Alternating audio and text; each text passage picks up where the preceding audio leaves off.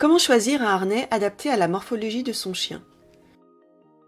Le choix du harnais va dépendre de l'activité qu'on souhaite pratiquer.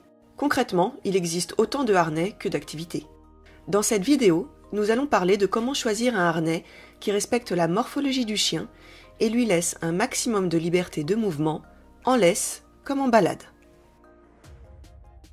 Le premier point important dans le choix d'un harnais, c'est de laisser les mouvements de patte avant libres. Regardons ensemble comment est constitué l'avant-main du chien. Nous avons déjà l'omoplate, puis l'humérus, qui vont former l'articulation de l'épaule.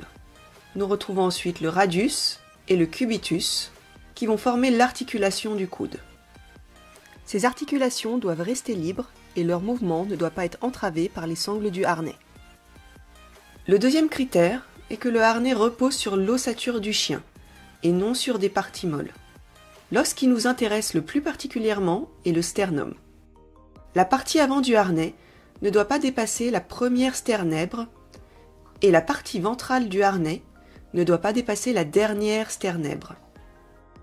Et enfin, dernier point, pour permettre la liberté des mouvements du cou du chien, le haut du harnais doit reposer sur le garrot, c'est-à-dire la limite entre les vertèbres cervicales et dorsales. L'épaule est libre. Le harnais repose sur la première sternèbre. La sangle ventrale est à au moins 2 ou 3 doigts du coude et avant la dernière sternèbre. Et enfin, le haut du harnais s'arrête au garrot.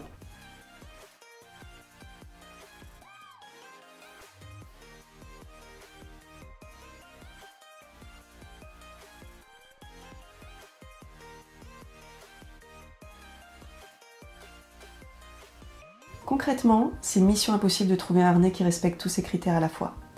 Quelles sont donc les premières choses que je vais regarder quand je recherche un harnais? La première chose, c'est d'avoir un maximum de points de réglage pour adapter mon harnais à la morphologie de mon chien. La deuxième chose, c'est d'avoir des points de réglage symétriques pour éviter que le harnais ne soit déséquilibré et tourne quand le chien bouge. Et enfin, la dernière chose, c'est avoir un minimum de points de rigidité, c'est-à-dire des boucles de réglage fines. On recommande plutôt l'utilisation de harnais en forme de Y, tels que le Fordox ou le Grossenbarer.